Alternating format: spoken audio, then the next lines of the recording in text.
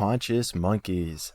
Coming in at number 4 for the most underrated podcast to date is episode 006, exploring how your diet and exercise can lead you to make bad decisions with Hannah Olsson. Now, you might be asking yourself, Clayton, this is now a spirituality podcast. Why are we talking about health? Well, I would say that that's an excellent question. We're talking about it because if you're making bad decisions, that is going to affect your spiritual body. That is going to affect the entity that is you. That is going to push you off of your highest timeline. Because as much as we want to sit here and think, okay, I just need to have positive thoughts and raise my vibration and everything will take care of itself, that's really not the case at the end of the day. At the end of the day, we still have a physical body. We still have things that we need to do in this reality in order to obtain or be on our highest path. And part of that is having a healthy body, which means having a healthy mind so that we are able to connect to the divine source in the best way possible. So this is why, and again, her podcast came in with about half the views that, maybe a bit less than half that I'm averaging now. So I want to give it a refresh run. It's from early in the show, so you may not have even seen that it was even a thing. So without further ado, let's get down to top 4, the number 4 most unrated episode to date. So without further ado, Clayton, I'll let you take it away.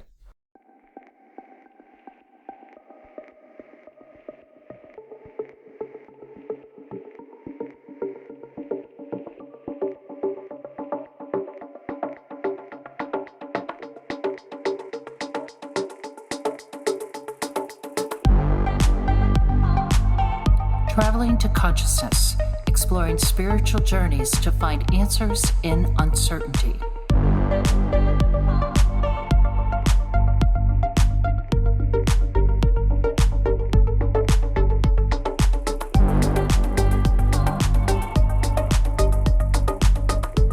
What's up, guys? We are back, and today we are joined by the great, powerful Hannah Olsson.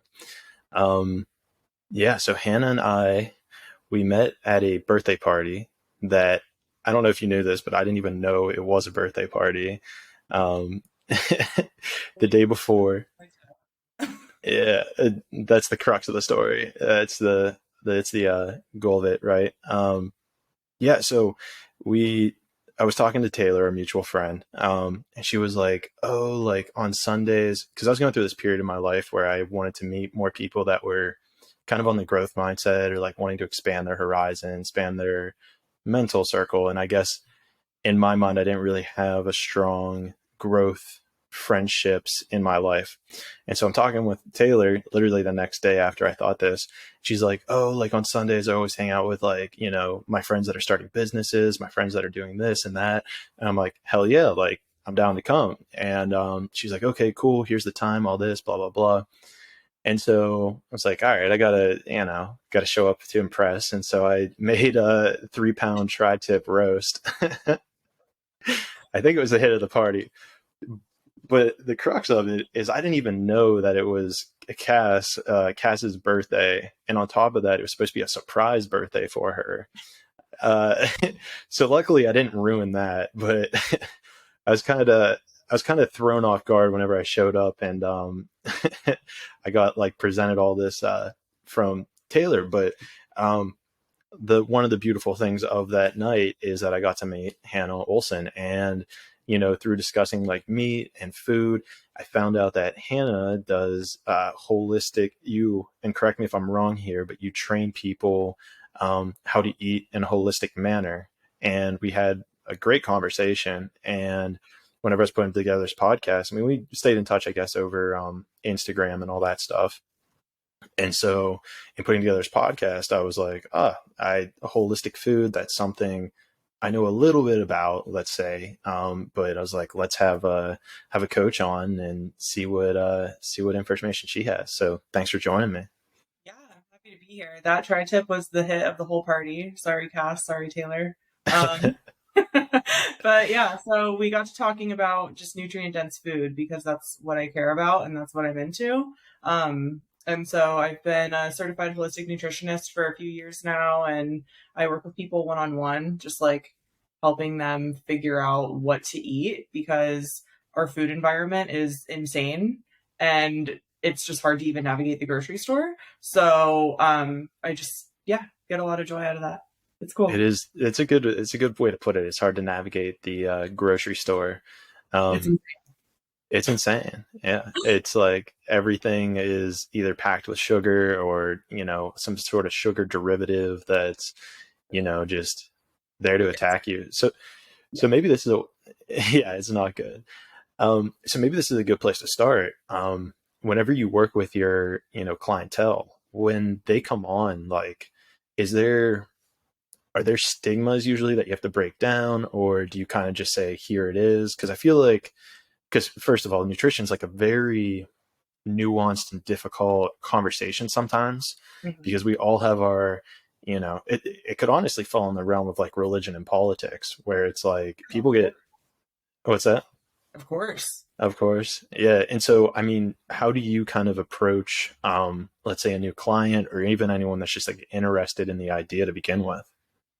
So, my main thing is that there's not one perfect diet for everybody because, like you said, everybody has their own beliefs. We all are raised differently. But not only that, like, if you want to get down to like the scientific cellular level, like, no two people have the same microbiome. So, no two people are going to absorb food the same way or react well to the same thing. So, when I first start working with somebody, it's honestly just like seeing where they're at. I like to have them do a food log for like a week or two of just what they're actually eating, which honestly I feel like might not even be the best representation of what they're actually eating because they know that they're writing down all their food for a nutritionist to look at, you Right. know. Right. Pretty honest with like their Yeah. gas burritos and all that kind of stuff, which obviously those foods exist because there was a need that needed to be filled there. So my thing is just trying to make real food accessible and like make cooking for yourself feel good and like an act of self love. Yeah. And I think that makes sense that you kind of are like kind of putting people like in the driver's seat. It's like, okay, what are you eating for these 2 weeks? Because to me, that's like, that kind of gives you a baseline for what their gut biome is kind of like telling them. And then you kind of figure out from there where to go.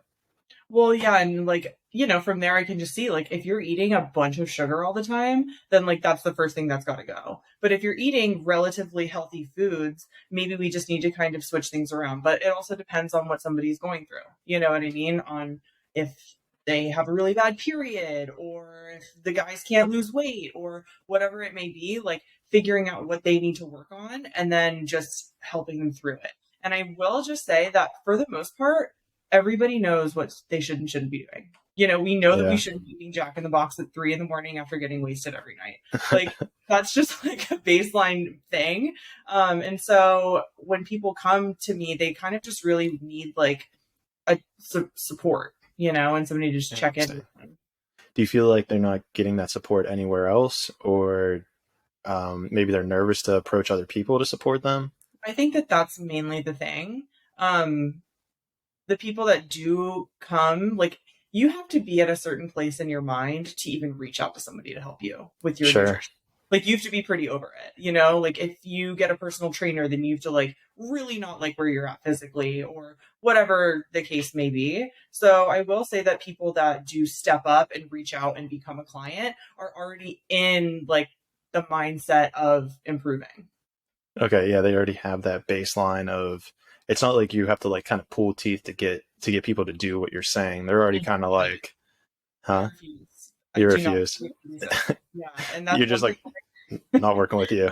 Yeah, I got well, like no, I would love to work with everybody, but at the end of the day, only I have control over what I put in my face and what becomes my body, right?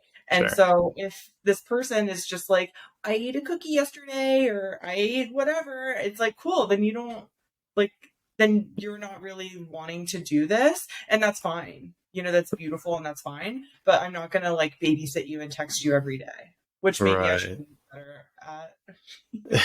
You should be better at. Do you do that now? Um, I mean, I definitely check in, but I don't know. There needs to be a level of independence where we have our time, we check in weekly, Right. whatever it may be. Shoot me a picture of something in the grocery store if you're confused on what yogurt to buy. I'm here for those conversations, but just the day to day stuff, not, I don't know. I need to be Because better. no, that makes sense. And what it makes me think, right, is like at the end of the day, I assume here, so correct me if I'm wrong on this assumption, but I assume that at the end of the day, you want to be able to get your clients to no longer be your clients, where they're able to kind of do this thing on their own and It's be so able bad to, for business. Yeah, exactly. yeah, yeah. I was gonna say it's like It's it's like bad for business, but yeah. what's that? I said it's just like a hard business model because I don't want my clients to need me after a period of time together. And it Right. proves difficult because then you just need to keep getting new clients. But that's also kind of the goal too, is just to help as many people as possible feel good, you know? Now this is my business brain kicking in. Do you think like once you can become conscientious of like what you're eating when you're eating it, do you think there's like a model you could then kind of like take a step back and be like, okay, well, you've shown that you get the idea, but like I don't know, it's almost like a additive where it's like, okay, well now there's like a bulking or a cutting kind of thing, or Mhm. um, if you're just trying to maintain, then maybe we just don't need to work together anymore. Is that like something that you offer as well, or is that like out of the idea? Yeah, it's definitely something that I've thought about, and that definitely dips into the realm of like personal training as well. Which I Gotcha. actually just today's the 1st of October, and I just started school today. So Congrats. it's really exciting. So the first year of this program is all about like anatomy and personal training and the fitness side of things because holistic health is not just about food. Food is one tiny component. It's about Sure. getting proper sunlight. It's about, exercising, moving your body, getting your lymph moving. And it's also about emotional health and feeling happy inside. And I know you are big on meditating and journaling and doing all that stuff as well. And I'm sure you can, attest to how it's Yeah. just I don't know, it's so important. It's hard to you go days without doing it and it becomes life almost becomes a little bit more difficult because of it. Yeah. Yeah, like after doing it for a while, you're like, shit, I need to get back to meditating. Like I haven't done that in a while, and this is why. And I'm overreacting here, and this is a problem. And Yeah, Headspace is just blowing up your phone notifications. And you're like, yeah, a little bit of everything. yeah, right. Well, so then that's actually an interesting distinction you bring up, where I guess you're not really just a holistic health or a holistic food coach. You're more of a holistic lifestyle coach. That's the goal. For right now, I've just been in the nutrition container because that I feel like is one of the not easiest, but most prevalent things. Like we eat food every day. Everybody eats food Right. every day, unless you're into fasting. Good on you. But like everybody has to eat food. And so I think that that's just kind of like a great entry level, because It's a people place to have weird start. beliefs around injuries or whatever they may have for physical stuff. They might have weird emotional baggage that I'm not trained to deal with. But for food, it's just something that I really care about. But also because I grew up standard American diet and grew up drinking soda, and Fresca was my favorite Right. drink, and would go and eat sugar cubes just out of the container and felt horrible, And Right. so changing my food really was like the segue into everything else for me. So that's, I think, why I'm so passionate about it. Well, then let's keep with the food for a little bit more. I remember I forget what doctor it was. Some doctor was on like Joe Rogan or something, and she brought up the gut biome, and that was something you brought up earlier. Let's. I don't know if a lot of people are aware of what the gut biome and what the whole um, the idea of even what the gut biome is. Uh, so sticking with the food, let's dive into that. What would classify like a healthy? Let's start off with what is the gut biome? So, okay, let's think about our bodies are kind of like donut shaped. So, like, this flesh is separated by your mouth all the way through, right? Your intestines and your gut is basically like a tube on the inside of your body. And everything that you eat is technically outside of your body until it's absorbed through your gut. Um, Inside of there is millions, trillions, billions, whatever of microbes, um, bacteria, fungus, viruses, all of these things that we're told to fear and we're sanitizing out of our lives. But really, so the gut microbiome, in short, is just like a bunch of little critters inside of your body. And these guys they produce all the things that we need. They produce vitamins, they produce amino acids, they, eat the food that we take in and then produce things that we need. Um, and I think people are learning more and more about the microbiome because probiotics are so popular, and things like kombucha, which I don't really recommend drinking because it's just sugar water at this point for most brands. But, fermented foods are, high in probiotics. So I don't know. Yeah, Can you ferment your own food? for sure. Totally. What do you do? I guess I have always heard like the idea of fermenting. Is it just leaving out, but it Basically, like really? yeah. And it just So gets when like, you ferment something, basically what you're doing is just leaving it out, and then microbes from the environment come in and break it down. So when you make sauerkraut, basically what you do is you take a head of cabbage, you slice it up really thin, and you just mush it until all of the water and juice comes out. And then you put it in a jar with like cheesecloth or whatever. And these bacteria and things are all around us in the air, they're everywhere, and they get in the jar and then they start to work their magic on it, and it breaks down components in the food and makes it easier for us to digest, so it's more bioavailable. And then those little guys get in us too, and they're really beneficial. now would that help with something like allergies? Like if you have allergies in the air, like the fact that you're now ingesting it, yeah, Yeah. because it just like it gets to you at like you're digesting the allergens, I guess, let's say, and then it Right. just And would. I guess it depends on the allergy. Okay. And with fermenting, you obviously need to be really careful because you can grow toxic mold on food. Like it's not always gonna be a great project. I've been Right. in like quite a few projects, but just it's all about diversity, in my opinion, and just diversifying your microbes. Yeah. Because you don't want an overgrowth of anything. Well, so then that's interesting, right? So if it's is there like a way, right? So there's obviously then a level of being dangerous with fermenting. Is this something that we should like caution people before like going too deep down this? Like, should people research how to ferment Do your then? research. Okay. Absolutely. As with anything, I think. Like, do some research. Don't just jump into something and start eating it.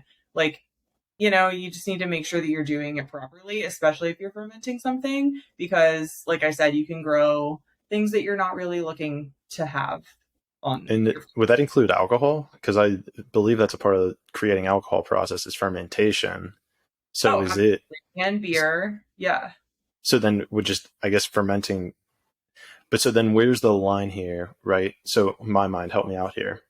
Because so when you're saying fermenting fruit or food, let's say if you ferment grapes, Yeah. at some level it becomes wine. Right. Now, but there's a health component. Is it like fermenting it for a certain period before it turns alcoholic? Well, right. So when it turns into alcohol, then I feel like you're pretty much in the clear. I'm not a fermentation expert, but I would just guess, and the alcohol would kill off any bacteria or germs. As we know, rubbing alcohol exists. But with things like vodka and distillates, those are distilled. And so basically it's heated to such a high level that the alcohol ethers come out and then they're separated.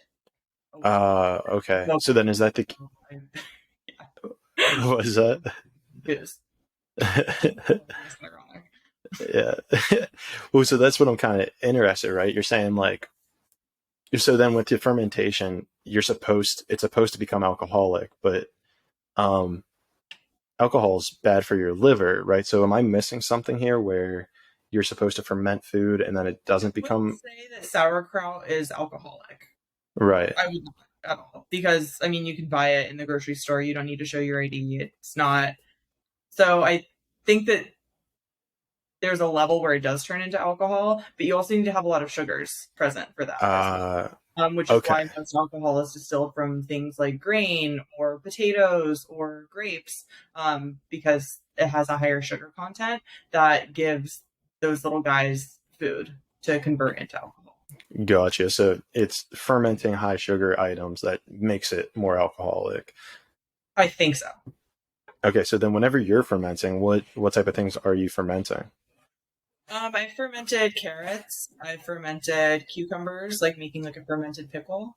Um, Okay. Obviously cabbage to make sauerkraut. I've never tried my hand at kombucha, but because I'm like a little nervous because I don't want to get bad spores in there. I got some lids for mason jars. They're called the Easy Fermenter lid. If anybody's interested in trying it themselves, basically it just fits on any wide mouth mason jar, and it has a pump, so it pulls out all of the oxygen. So it creates an anaerobic environment in there, so that it doesn't, it's not conducive to bad guys. There's also a book called The Noma Guide to Fermentation that is just like a Bible on this subject. And I would highly recommend anybody that would want that to check that out too. That's your fermentation 101 right there. Great. Stuff to check out. Yeah. That's dope. So let's see here. You get people on, they come in, you then try to figure out where they're at. And then now how long are usually clients with you, to kind of, let's say, because there's a process here, right? 2 weeks for them to log their diets and their changes. And then And are so after you, that initial period, it would start. And I would say okay, 30 to 90 days is currently where I 39 days. people. And But I that, still have clients from March that I'm checking in with, and it's now October. So, and all one right, of my guys lost 30 pounds, which is insane. hell yeah, congratulations. Yeah, I'm super stoked for him. So so I guess there's so many different ways to diet, right? Like, some people count calories, some people count macros. You don't do any of that. Is it more just like intuitive eating kind of thing? Or is there like a process of like, you go from this to that to this?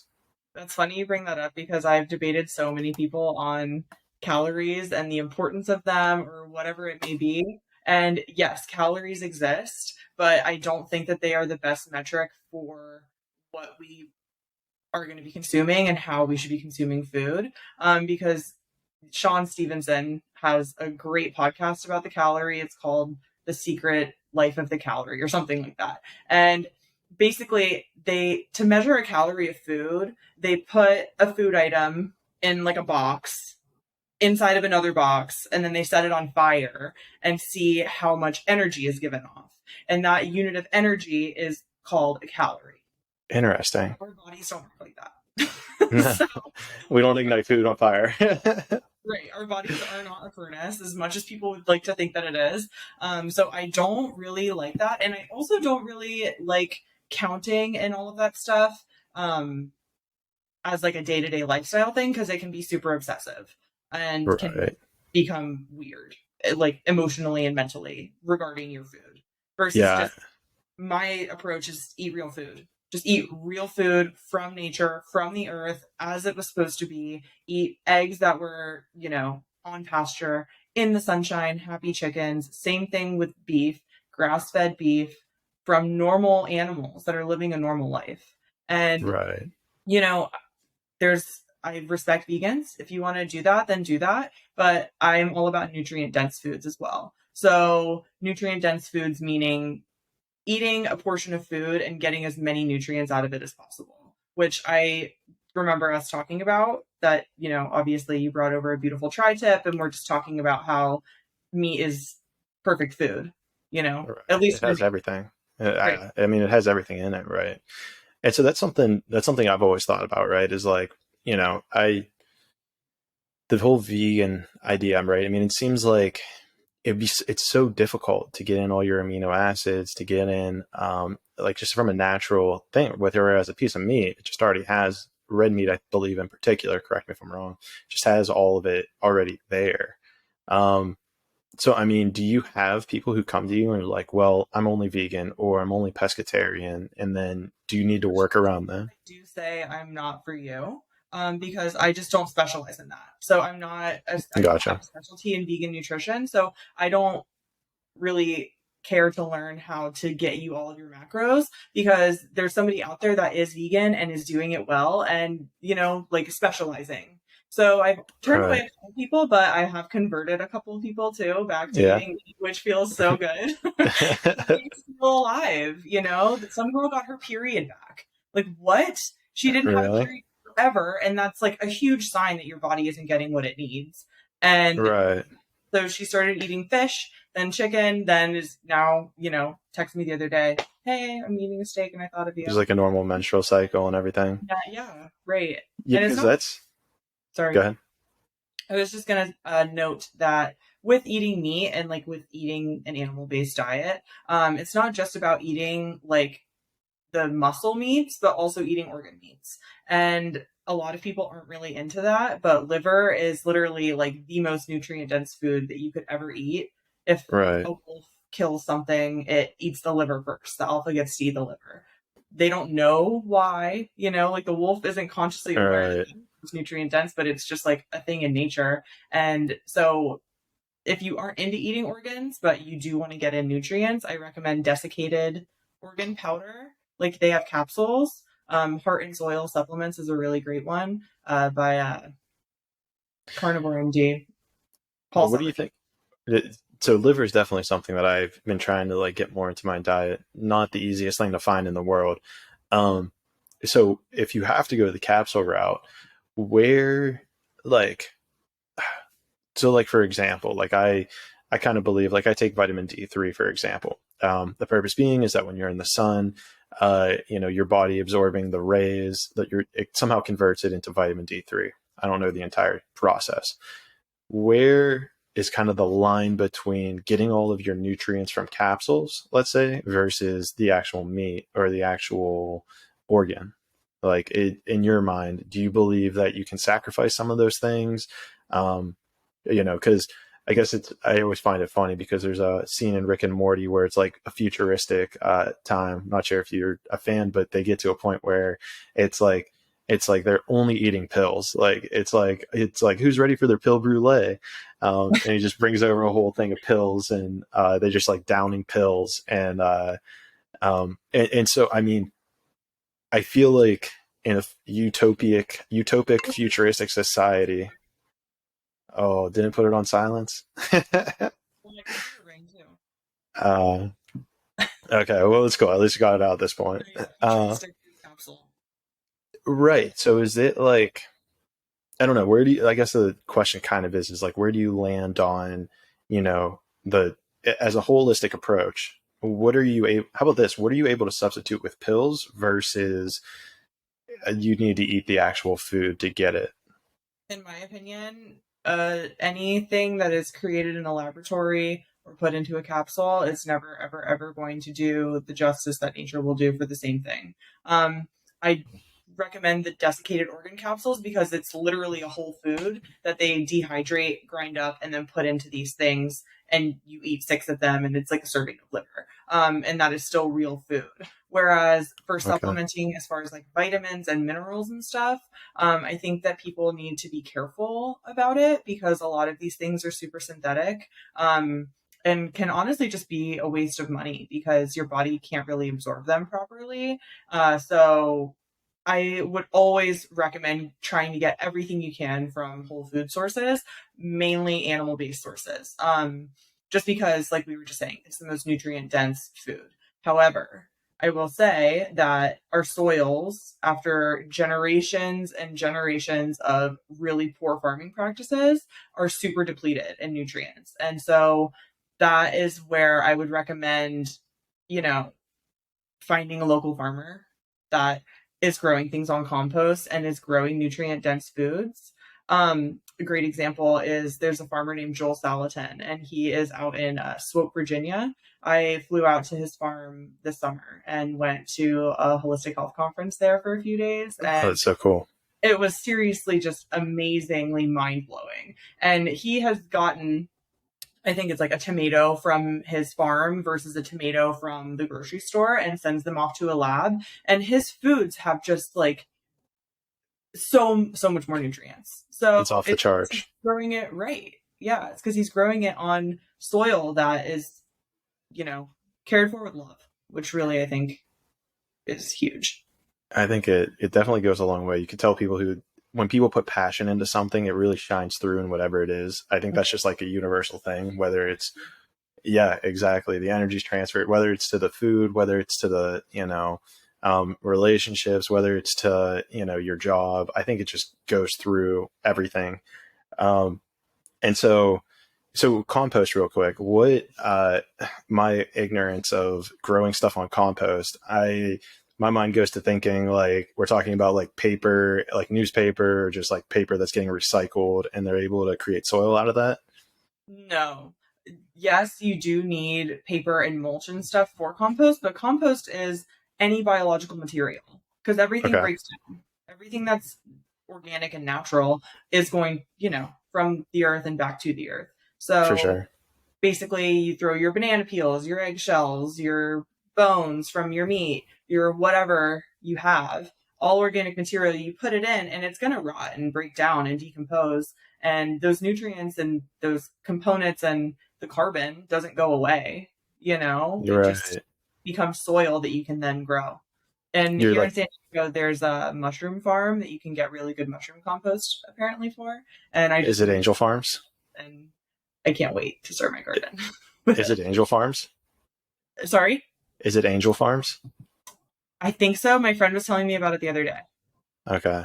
I always get their lion's mane mushrooms, or I used to always get their lion's mane mushrooms at the store or at the farmers markets in like PB and OB. Nice. You have to let me know if it's Angel Farms. I will. I Yeah, definitely will. the dude talking about people that put like a lot of energy into their thing. The dude, like, if you're interested about mushrooms, that dude will go into like a 30-minute conversation with you. Like, he won't care if people like want to buy mushrooms. Like, there was times I was like, man, like, you got money sitting right here. Like, I think I need to like kind of keep going. As interesting as this is. No, yeah, right. I mean, I love when people just are passionate and care about stuff. That's the coolest. Well, so this is something we kind of skipped over at the beginning of the interview. Um, it sounds like you found your passion with like like just a holistic lifestyle. Um, how did you get there? Like, did you wake up when you were 5 years old and you're like, I'm going to be a holistic coach, or no? No. Could you lay out some of how you got there? Like, yeah, like what were you thinking? What were you thinking whenever you did you go to college? Like, what was your goals, when you were in high school, let's say? Okay, so when I was in high school, I would hit up the Dunkin' Donuts on the way to school every day with my friends. I had like horrible, horrible periods, horrible. I would sweat all the time because I was like drinking caffeine and my body's trying to detox and it's just like, what's going on? I would break out. I was overweight. I had no energy. I had brain fog. I was moody and just like generally felt like shit. Sure. So that moves with me into college. And so I went to Florida State University and was majoring in retail merchandising and product development and thought that I wanted to be like in textiles and like clothing. So, Okay. which is hilarious. But so in college, just continued with the same stuff. My roommates and I would go to Olive Garden and I would just eat bullshit all the time. And Yeah. it caught up with me to the point that I ended up dropping out of school because I was just like, had no energy. I didn't even want to walk to class. I just Really. didn't care. I feel like saying that I was depressed would be like a little bit dramatic, but I just like wasn't happy. So Well, I mean, moved you have home. that brain fog. When you have that brain fog, it'll play a weird trick on you where you almost don't really know if you're happy or depressed. Literally, or just what you're doing in general. Right. Um, so then, yeah, I was just pretty much over it and just So you stopped being dropped in out after how many years did you go to two and a half, FSU? Two two and and a a half. half. Yeah, yeah. So I And you were didn't get doing anything, which no. whatever. Yeah, Yeah, like you gotta. I mean, so you got a degree, I guess, in holistic nutrition at some point, though. So great. Yeah, how did we get there? certification in holistic nutrition. Yeah. So how did So we get to there? moved home and just really started falling in love with yoga and Okay. just started doing yoga all the time. And from that, was exposed to the dietary component of, the spiritual path, I guess we could say. And Sure. so dabbled in veganism for a while, dabbled in vegetarianism, and just started dating a bodybuilder at one point. And from Nice. there, learned about like the real shit, started learning about the real shit. I have entered the holistic wormhole on my own, kind of. I don't know how I Right. got here, honestly, but You just showed up one day and you're like, yes, that's what we're going to go for. but yeah, so then like started getting really into working out and the gym and being fit and looking good, and was definitely eating like subpar protein powders and just, healthy Yeah. food, but like kind of still garbage, like rice cakes all the time and, that kind of stuff. I used to think those were good. I always used the excuse that it was calories to help me bulk up, but Really good. And yeah, for I me, don't. it's low in calories, so I can eat it. Yeah. So it'll fill me up. It won't be a big deal. Right, exactly. Right. Although I'm sure it's just processed. Everything of it's just processed out of the There wazoo. are a couple of brands, but yeah, puffed rice. They've done studies in mice, and like mice that are fed puffed rice like get cancer and die like super Oh, fast. So, damn. sorry. We gotta stop killing all the rice, but and those rats. But so then where do you fall? Where do you fall on grains? Because I always have kind of, excuse me, and maybe this is a person to person thing, but I've never really like. I don't know if it's like your perception becomes your reality. So I don't know if I've always just mentally associated, you know, let's say grains with gaining weight, but like, or maybe I saw something about how like white bread was actually better for you than whole grain. Um, like, are you able to kind of set the record straight on grains for at least for me, but maybe anyone else that's listening? Yeah, so there is I've got two books to recommend. One is called No Grain, No Pain by Dr. Peter Osborne. That Yeah. dude's awesome. I met him this summer at Polyface Farms, and he just attributes grains to pretty much all of the inflammatory and, you know, all of the issues that most people are having. Chronic inflammation, think down to IBS, down to whatever. So his book, No Grain, No Pain, is very interesting. But there is also on the other side, so he's like, no grains at all. You don't need grains. Okay. Sweet potatoes, eat whole foods, But then there's the Nourishing Traditions diet. Sally Fallon Morell wrote a book with Dr. Tom Cohen, and it's called the Nourishing Traditions book. It's a huge cookbook, and they are basing this philosophy on the work of a man named Dr. Weston A. Price. And Dr. Price was a dentist, like at the turn of the century in like the 1900s ish, basically before globalization, before airplanes, before Okay. everything was everywhere and whatever. So he was a dentist, and he's here in America, and he's just like, why is everybody's teeth rotting out of their head? What's going on? This isn't normal. What's happening? So he Right. went on this like huge pilgrimage around the world to look at indigenous cultures and traditional cultures to see how their teeth are.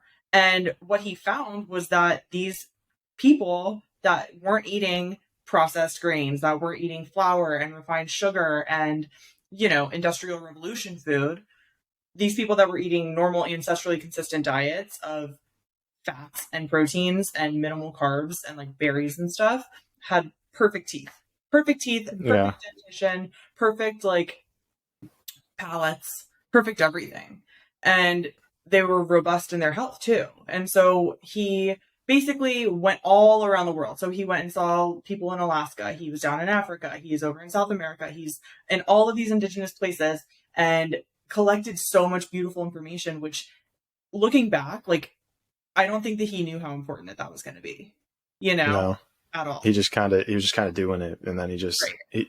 did nobody like recognize his work? Like whenever it was he one of those let's say people that the work was recognized after he was passed. Absolutely. Yeah. His book Yeah. is called Nutrition and Physical Degeneration. If anybody would be interested in looking that up. But so his philosophy and what he observed from these traditional people was that with grains and things like that, they sprout them. They would sprout them and ferment them, because nuts and seeds and grains are that's a seed for a plant, right? And if you are a plant, if I was a plant, I don't want you to eat my seeds. I want them to be able to make it through your body get pooped out somewhere in a nice little fertile pile and then grow so that my Right. species continues. And so when you sprout and ferment and open up these plants and their molecules, it's less toxic on your system and easier to digest and more nutrient dense.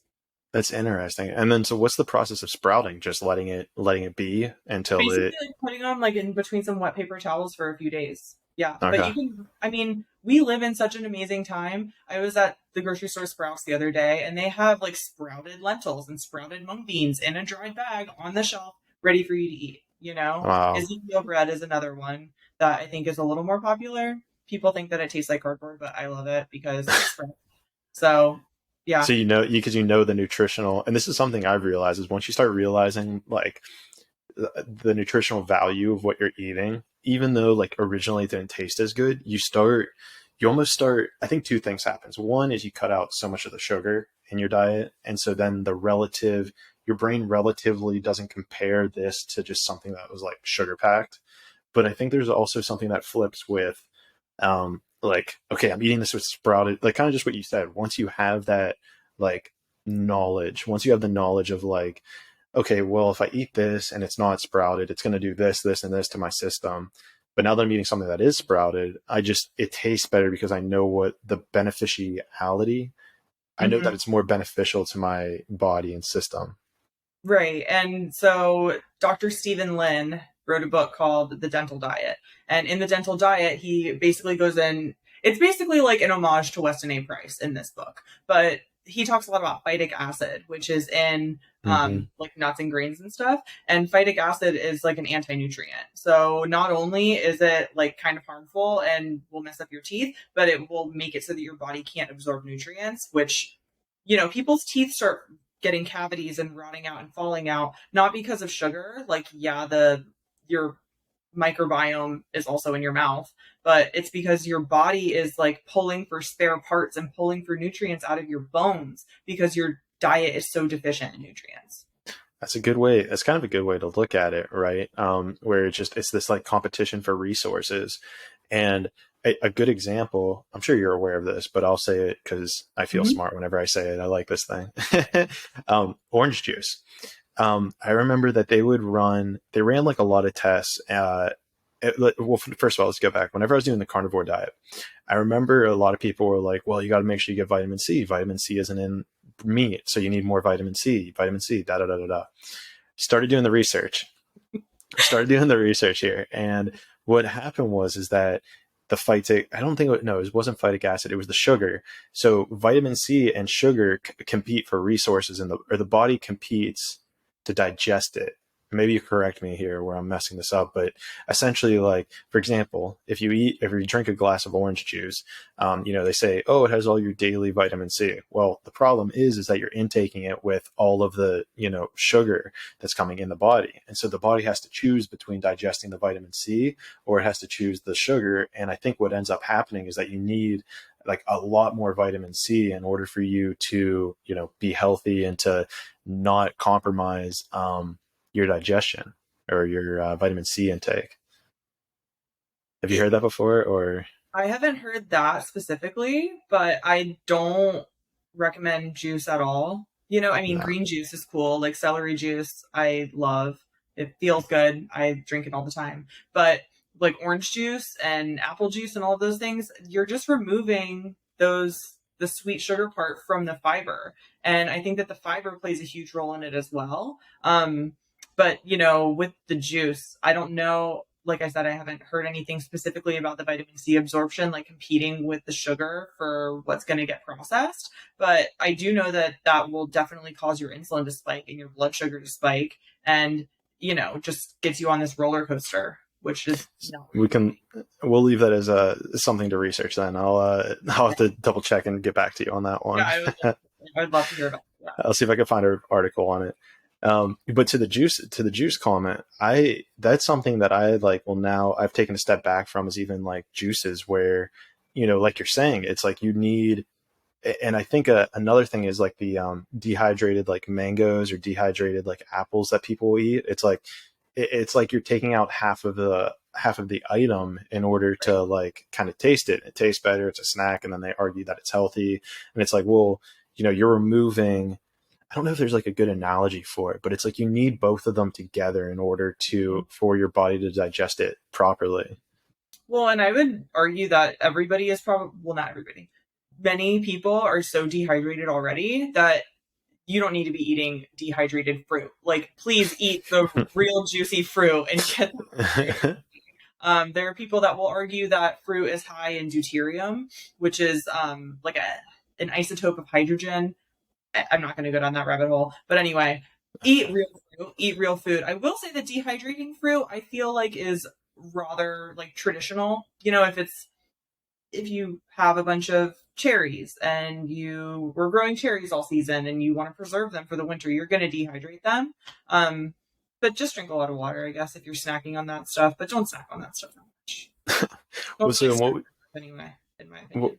What would your opinion be on on if you were to take like mango juice and then eat dehydrated mangoes with it? I think that's a sugar bomb and it should be avoided. That's okay. That's a bad idea. Just get the actual mango. I mean, if you love mango juice though, then like have some in moderation, but don't just keep drowning the whole container. Throw a little bit in with some water or in a sparkling water or whatever. But and I think that's a huge issue, at least probably in our society more so than most, or let's say American society. I don't know what society I belong to anymore. Yeah, I don't know where I am. In American society, right, is I think we have like this, like something I've noticed, especially being in Brazil and checking out all these different cultures, is that we have a tendency, especially with drinking, you see it the most, like where you just drink super fast to get kind of drunk. You don't really it's not like a chill thing where you just have one there, one here, one there. And the connection I'm trying to make here, what was the connection I was trying to make there? We were just talking about, yeah. So like if there's something like bad, let's say like I have wafers, let's say in the cabinet, like here, like no means is that a good thing to eat.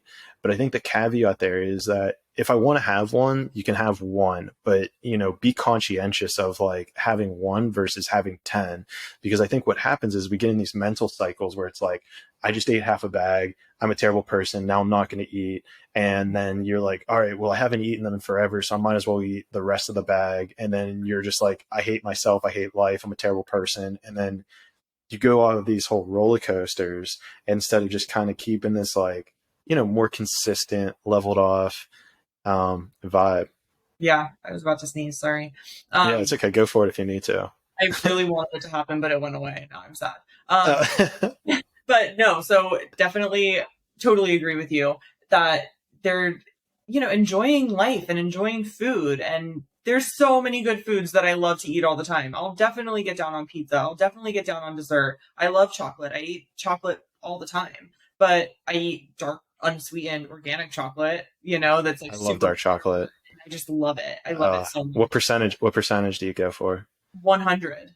100. Baking. Oh, that's chocolate. Aggressive. It's everybody's like, you're a freak. I'm in the 85% range, and I think that's crazy. I'm 100. One day you'll get it. But isn't it like, and maybe I only had one, I've only had it a couple times, but isn't it just like powdery? Doesn't it like fall into your mouth and it's kind of like a powder? Super dry. It's like a chocolate bar. It's the yeah. But yeah, it's just super dry. But I love super dry stuff. I love like dry red wine.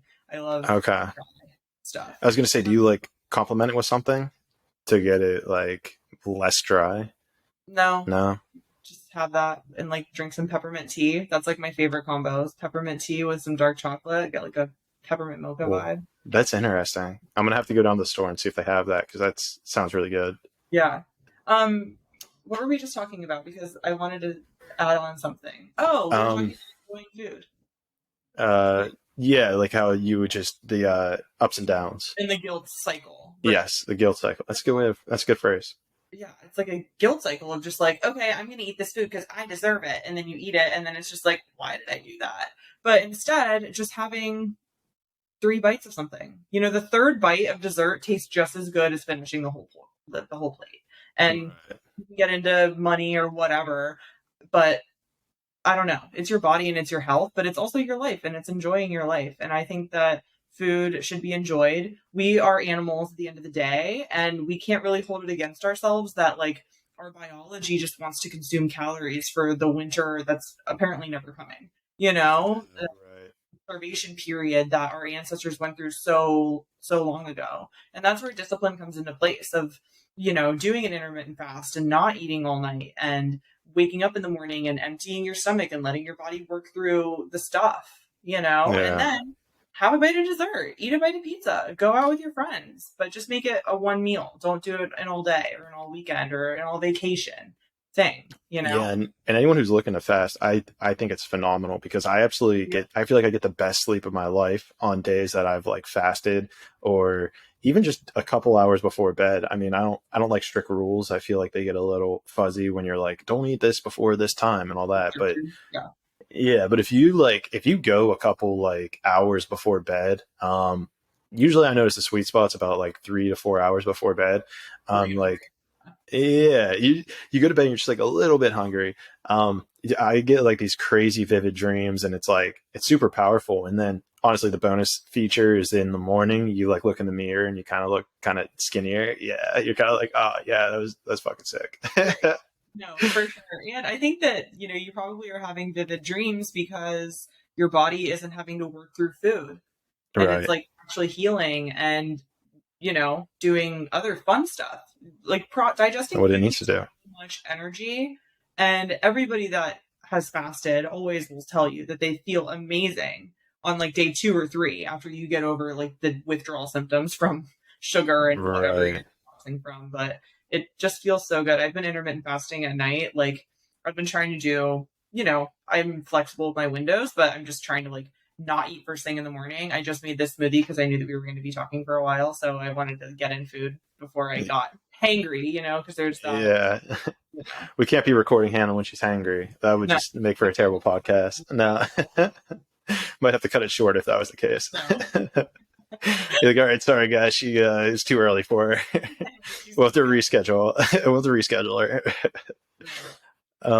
But yeah, that's a good point too. Where okay, so this is actually a really interesting thing that I used to be kind of the same way, where I'd fast through like my workouts in the morning and not like eat. I saw an interesting study that happened. I don't remember the doctor that had it. My roommate at in San Diego, he sends me these things from Dr. Huberman, maybe Huberman. Oh I yeah, don't. the Huberman podcast, Huberman Lab.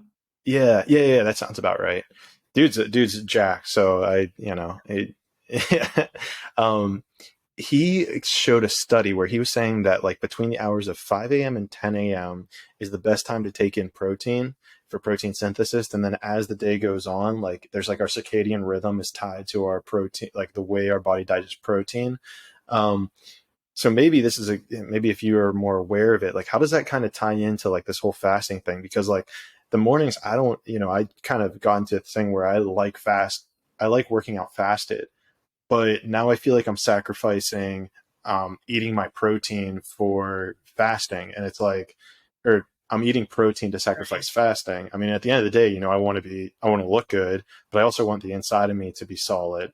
So part of me thinks it's a balance thing, but I'd be interested to hear what your opinion is on all that. I've actually never heard that before, but I don't that know. sounds super interesting. And if that's what you're thinking, like, I don't know if you just like working out on an empty stomach because your body isn't digesting a bunch of stuff and you don't have to like be using energy in that way and you can use it in your muscles and outwardly. But I do think that I mean, you could always just eat earlier in the day and start fasting at like 6 p.m. or something if you wanted to, you know, Right. that's kind of hard to do. And Yeah, I guess my mindset was like in the morning, right? Of like kind of like because between 5 and 10 a.m. yeah, he said it was like the prime zone to be eating protein was That's my takeaway. Yeah, and as the day well, goes on, it becomes less important to eat protein. interesting. Well, okay, so just thinking of like being alive in this world, the sun comes up. If get up, see the sunrise, I'm sure ancestrally people would consume food as early in the day as they possibly could. Um, I'm not sure, but I do know that in Chinese medicine, there's like a body clock and like a biological clock. I'm Okay. not sure exactly what times that would be between 5 and 10 a.m., but I'd be interested to look and just see what the Chinese medicine calendar would say for that part of How the it day. like correlates and all 'Cause I that. know that like the 3 a.m. is like liver time, and a lot of people have like liver stagnation and wake up in the morning at like 3 in the morning. Um, that Liver also. stagnation. So can we break down this Chinese clock? Because I've never heard of it. So like, Oh, what's like the basic concept of it?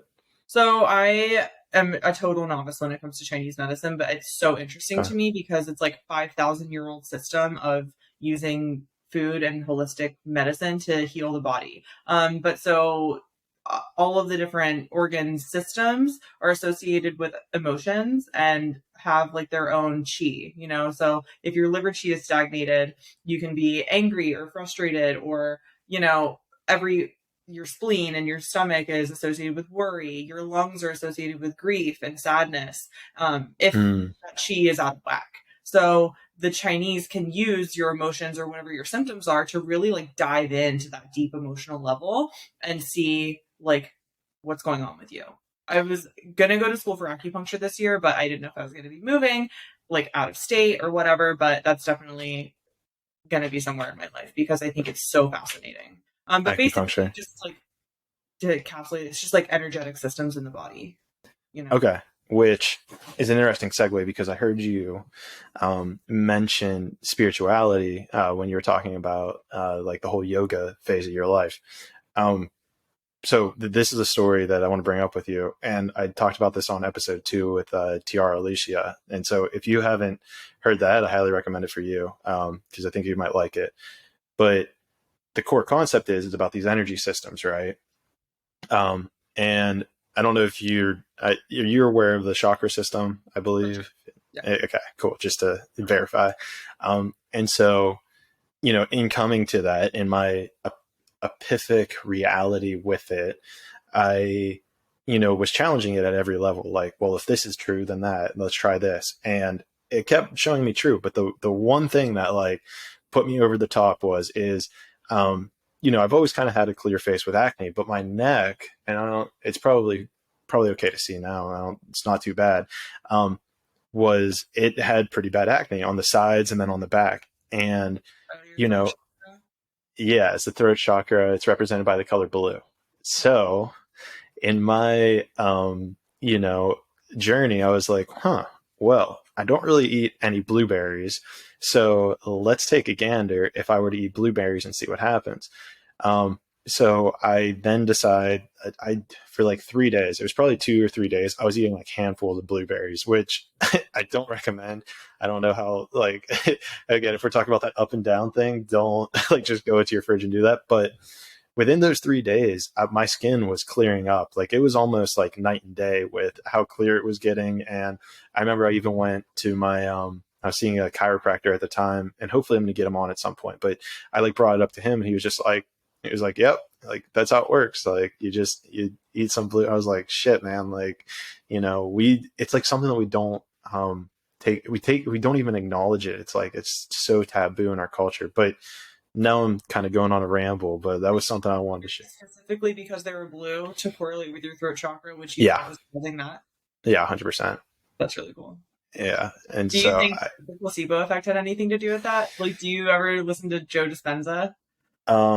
yeah, I've read what was it, Becoming Supernatural. I want to read The Habit of Being, but to your point, like the placebo effect is crazy in its own rights, right? Great. Like I, which is completely valid, right? How much of this?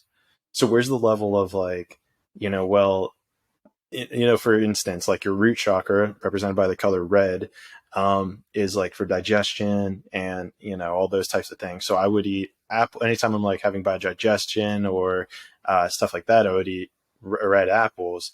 And so, but this comes back to what you're saying. How much of it is the placebo, and then how much of it is it the nutrients of the food that are enacting in my body in certain areas in order to get these things going. And the before I turn it over to you, the other thing that I find absolutely bonkers, and again, this goes to placebo, but maybe not, was your solar plexus chakra, which is like right at your rib cage, represented by the color yellow.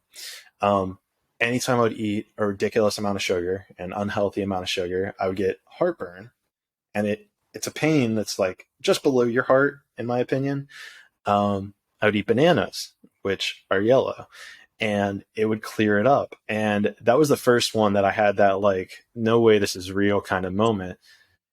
I went online and looked it up, and I was like, if I'm having heartburn, like I remember Googling like heartburn bananas, and I found an article that talked about how like there's acidic properties in bananas that balances the pH that is related to like heartburn and yada, yada, yada. So those are my two things. The two things in specific are the blueberries and the bananas that I'm like, I'm kind of sold on it. And I don't know if how much of it's placebo and then how much of it is actual holistic food. Or how much of it was just like an intuitive download that you got and you're just like, hey, I'm gonna give it a try, and then it worked. Honestly, I cannot speak to any of that at all, but that sounds awesome. It sounds really cool. I will say for the blueberries, like, they're kind of astringent, and might have What do you mean helped astringent? your lymph too, because you have a lot of lymph nodes like in your neck. Like I will break out on my neck too, like around my chin, like. Okay. Yeah, like right on the sides almost, like right in this kind of corner. Yeah. I don't know if you can see with the beard, but yeah. Like gua sha. What's that?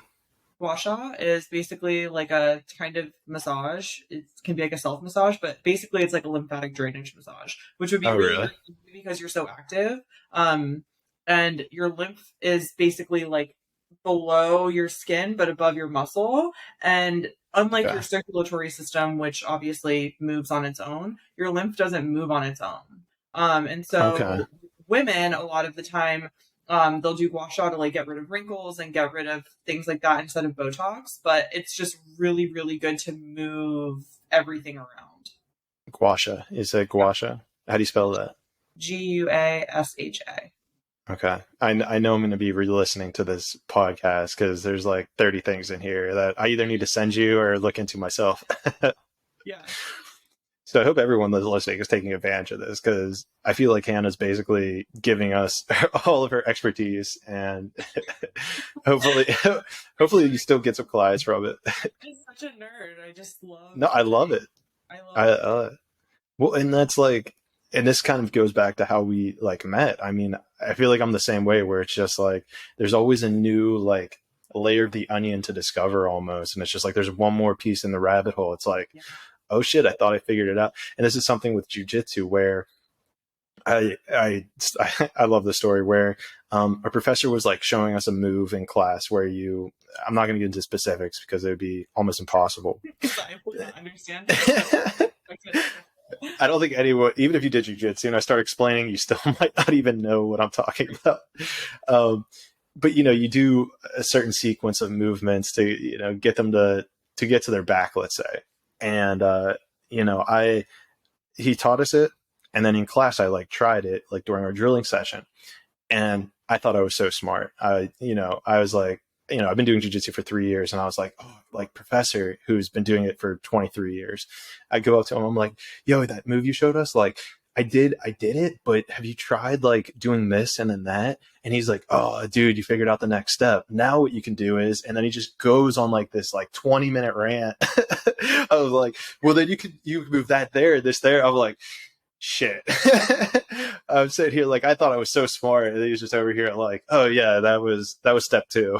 Like, That's awesome though. That's amazing. yeah, But also like the importance of talking to people and like, sure, hey, I figured this out. I'm so stoked. Or like, you and I had something in common where we love nutrient dense animal food, and then you just talk about it and have meaningful conversations, not some stupid thing. You're talking right. about, oh, I put this into practice. I took what you said. I'm doing the stuff. I'm putting in the work. And he's like, sick. You're at step 1. Yeah. He's like, all right, let me show you the rabbit hole. Here's how deep this goes. It's like, oh shit, man. Yeah. Yeah. I mean, it's so crazy. And I guess it's probably just one of those things. Like, I think that's probably just like a meta thing of everything, right? Whether it's nutrition, lifting, jujitsu, podcasting, being a trainer. It's like, it's almost like the more you know, the realize you don't know anything. I think that's a quote that's somewhere, but it's so bizarre to me how It's that just like happens. more often than not, I feel like I literally don't know anything. And then, you talk to somebody who really doesn't know anything, and it's just like, wow, I guess I do kind of know some stuff. Oh, and then on the other hand, you talk to another person, and you're like, yeah, I definitely don't know shit. Yeah. It's why like I feel like the years like I remember when I was applying I went to college for a computer engineering degree and then I went to get like a software engineering job and I remember like thinking to myself like why won't they just hire me for this or this, like why are they starting me off at the level one, like I already know everything I need to know. And it's like then you get put into the situation and you're just like good thing they started me off at a level one, like Yeah, right. Absolutely. I mean, eating the humble pie. yeah, right. Yeah. um cool. Uh, let's see what else we got here. Let's go back to I want to kind of go back to how you found out that you like. So let me ask you this first. Whenever you're coaching, whenever you're doing holistic training, whenever you were like, I'm going to be a holistic lifestyle coach, did you feel like an alignment within you that it was like, I need to give this information to the world kind of thing? Because I guess that's kind of what I was hearing, but Yeah, in a way, for sure, because I just spent so much time, like I said, just feeling bad. yeah, And I just feel like it's part of my duty, like to just share it with other people because I already know all this stuff. So why wouldn't I share it with somebody? I've put in the time and the effort and done the research. So why wouldn't I put together a bunch of recipes of nutrient dense foods that somebody can make and give them my time and attention and just let them pick my brain and me pick theirs? And why wouldn't I just want to connect with people on that level? Because that's like way more meaningful than some office job somewhere. But it's also, I think, a lot of me becoming a coach was just me realizing that I do know what I'm talking about and realizing that I do have an expertise and realizing that I do have something that's valuable to share. And right, that really can apply with anything, with anybody. I mean, perfect example is you starting this podcast. You're like, I am capable of having interesting conversations. I know interesting people that I can have these conversations with, and I'm confident enough to put it out into the world. And that's all it takes. And then you're going and you're off on your way. did you feel like you had a level of because yeah, and that's an interesting way to tie it in because I know that I was noticing these conversations coming up with people, and it's like there's this weird like you could just feel like this resonating like I guess frequency vibration where you just talk about certain things, and it's like yep, like they get it, like they're kind of talking at the same level almost. It's not like you have to go back and explain like little things. It's like well it's not everybody, or it's like you know what I mean, like there's like these yeah. You roll your eyes if you're listening. She rolled her eyes at that. You know what I'm talking about. Um, yeah.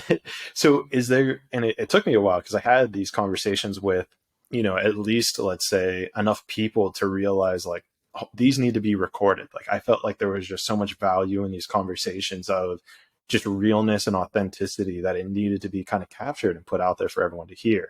Right. Um, I never really went through this kind of phase, but I'm curious for you with like kind of learning all this stuff. Did you kind of have like an imposter syndrome at some point or Every every day? Every day. Yeah, absolutely. Yeah. Every day. And I attribute everything that I've done to my coach, Carolyn. I think that getting a coach and having somebody in your corner and on your team that is basically a sounding board of what's true, because there's the truth of you're a great podcaster. There's the truth that I know what I'm talking about when it comes to nutrition. And then there's all the shit of like, well, there's other people that are doing it better and this person, Right. the comparison game. And comparison is the thief of joy is one of the most true quotes because we're all different and we're all individual and unique and we're all put onto this earth for a reason, I would like to think. And I mean, I firmly believe, but you know, I think that it's just like getting out of your own way and just being a human and let it fly, let it rip. Who cares? Right. Just be yourself because there's somebody out there that wants what you have. Or like, you know what I mean? Like Like you're in a wants position, right? it. There's like Yeah, and I think a good I think a good phrase is like as above, so below. Like, where you're at, there's just as many people. I mean, this is kind of like a weird thing to say, but I guess I would argue that there's probably people that are below you and above you, right? It's like, there's so much more information for you to learn, yet there's so many more people that don't know. And it's kind of like, I guess you kind of find yourself at this certain intersection of the road where then you feel like you're capable to present it to other people, or at Right. least kind of start giving them the roadmap of doing it. Because I guess a good example is like lifting. And I'm thinking back to whenever my roommate in San Diego got into lifting because he never lifted. And then me being such like a forward growing person, not to brag, I guess, but it just not that came off from definitely a place of ego. Does uh, it have to be? Can't that just be a fact? yeah, Yes. yeah, I guess so. It's like a humble duality. Like I don't want We're to. so sensitive these days that just like having one little thing that you're proud of is just like you're settling Yeah, into people. yeah, that's true. And so it just you kind of want to. You don't want to ruffle feathers. You don't want to come off as being like I guess, a dick in a certain Was he a great sense. friend in the lifting? Yeah, I mean, I don't want to say I got him into it, but he started going to the gym more, and so a part of that was him asking questions, right? And there's kind of that level of like you and I see this with jujitsu, right? Like there's a level of like you tell them what to do, but then you see all these like little micro things that they're almost doing wrong. But Mm, you're like, but at a level you gotta kind of just step back and be like, dude, they're here. He's doing the movement as well as you can be for only lifting for a week or 2 weeks, yeah, like, right, exactly. yeah, Right. And I mean, but that's like being a good teacher is you recognize where they can be improving, but you also understand where they've come from and how far they've already come. But also you mentioned that like there's people that know more and then there's also people that know less. But sometimes people that know less are more business minded than me and they yep, have like a six-figure income selling some like crappy smoothie plan online. And I'm just like, what right. the heck, you know? But so there's something to be learned from everybody. Oh, and I think that's a huge thing that I've been like kind of taking into my life is that learning from everybody. Like every conversation I have is a little bit more difficult with Portuguese because Really, I imagine. I can't really have these types of conversations. I'm still trying to like not yet key. I'm still trying to figure out if they like need my signature when I give them a credit card or not. Like Oh my god.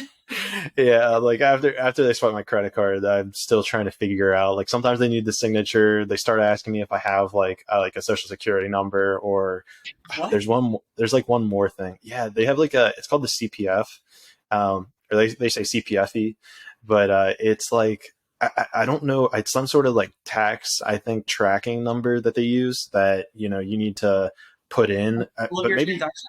yeah, pretty much. That's Yeah. crazy. Yeah. Track you, It's the way Do of the they not future. do cash there? Do they not do cash? Yeah. No, they have cash. I don't know. It happens occasionally where they're like, oh, like, what's your CPF? I'm like, don't have one. Like, they're just like, okay, like, never mind. Like, so I Oh, don't that's know. cool. Yep. Yeah. I think because I want to open up a bank account here so that I'm able to like kind of pull out cash and all that stuff. But, I started looking into it and you need like that CPF number. And so How I'm long not are really, you there for? Not sure. I'll at least be in Porto Alegre for 2 months, and then after that's a question mark. I kind Love of it. yeah. But last night, so I'm doing this like catch up with Clayton thing, and so last night I actually kind of just had a little bit of an anxious moment of like, what the fuck am I doing with my life? Just ride the wave. Don't decide where it ends. Yeah, yeah, exactly. And so I kind of had that last night, and so I don't know. We're getting off topic now, but that was kind of like a part of the whole process, right? Of being able to be like, all right, this is growth. This is like, It's scary. I mean, when I yeah, moved to San Diego, I had never even been here before. I had one friend who was like, I was, got out of a long relationship and in between houses, and she was just like, Hannah, you're gonna love it in San Diego. Just trust me and come on. So I did, and I love it. It's home. I've been here for right. 3 years now, and it just feels like home. Everyone's so cool and just like, yeah, I love San Diego, and I mean that's a part of it. It's like, why the fuck did I leave San Diego? Oh no, but San Diego's always gonna be here. You gotta get out Yeah, of your comfort zone and find yourself. Oh, Like I what could you're put. doing is super rad. Yeah, thank you. I appreciate you saying that. And I guess that's like it's going to be on the catch up with Clayton that I release next week, but it's like, I've started viewing like those like anxious or anxiety or even just physical pain, like a physical or emotional pain. I've started just viewing it as like it's a growing or learning opportunity. It's something that I either don't know or it's something I need to do or this or that. So it's just that I think it's just that process of, growing. Have you And heard of, go have you ahead. heard of Abraham Hicks? No, I have not. Oh, okay. It's pretty cool. It's like Should I look it up? weird spiritual shit. Not weird. I should say Do it's it. weird. I think you're weird, Abraham. But basically, using your emotions as your guidance system of how you feel, because how you feel is what you know. And so if something makes you feel excited or like kind of nervous, but like in a good way, then like listen to that. If something makes you feel uncomfortable and like you dread it, then listen to that and don't do it.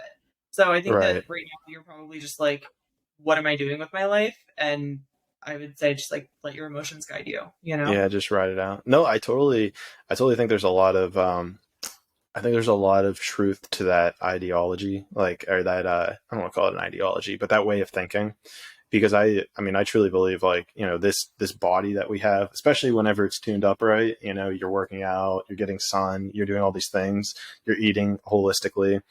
I mean, it has thousands, arguably millions of years of, um, repetition that it's been doing in this world before our brains even came to an existence. And, you want to talk about how, and this is a good way to tie in what we were just talking about how we know nothing. It's like, why not just, it's like you need to put the logical brain like in the background majority of the time, in my opinion, because it's only been, my brain's only been absorbing 27 years of knowledge versus my body has millions of years of, you know, from DNA at a DNA level, that it's going to be firing off all these emotions because it knows, it just like at some level intrinsically The knows primal these things. body. Yeah, Yeah. absolutely. But there's also, in spirituality, they talk about the observer and how there's you that's like feeling all these emotions, and then there's the other you who sees you feeling these emotions and Right. knowing which one is actually you, you That was know? a huge breakthrough I had was like this. It's like, you're not your feelings and you're not your emotion, or you're not your thoughts and you're not your emotions. It's And like, not every thought that you think is true. right. Oh, for sure. I mean, and there's what's like the cause of like depression and anxiety is whenever you start thinking these made up futures or pasts, and then you like get like all disgruntled. And this is where it comes back to meditation. So if you're listening, you should be meditating. But, Right. but, You but might yeah. want So to this podcast. yeah, there's one thing you take away. Um, and and crux of that anxiety I had, I like just meditated for like 30 minutes after, and it was, it wasn't gone, but I like came to a lot more realizations of these thoughts and these emotions I had were, I don't want to say made up, but they were being amplified over what, the reality was of the situation. Yeah. Yeah. And so, and then with the observer, which is crazy, right? Because if you sit back and you think like, okay, you're not your thoughts and you're not your emotions. It's like, okay, well, what are you? Like, what is left for you to Right. be? That's where it gets really weird. It's just like, Yeah. okay, what is this? I'm not my body, I'm not my thoughts, I'm not my mind, I'm not my feelings. I'm just here. Right. Just It's here like, for a good what's, yeah, yeah. just your good time. So I'm watching. I seriously believe like, there's like the simulation theory. I'm not sure if you're familiar with it.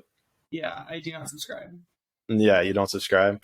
Well, so I don't subscribe in the idea that we like this. For So simulation. explain it. Okay, yeah. So simulation theory is that we're in just a computer world that someone pressed start on, and they are.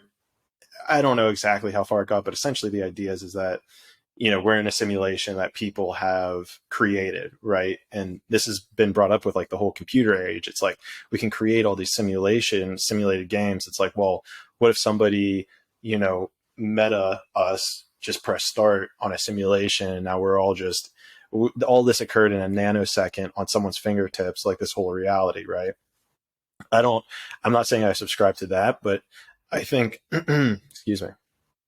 I think there's an interesting idea there that, it's like we're not our body, we're not our thoughts, we're not our emotions, so what are we? And I subscribe more to the idea of us being like these, this is where it's going to get weird, some sort of like spiritual entity or energy that is inhabiting, this physical plane of this almost like a VR headset, right?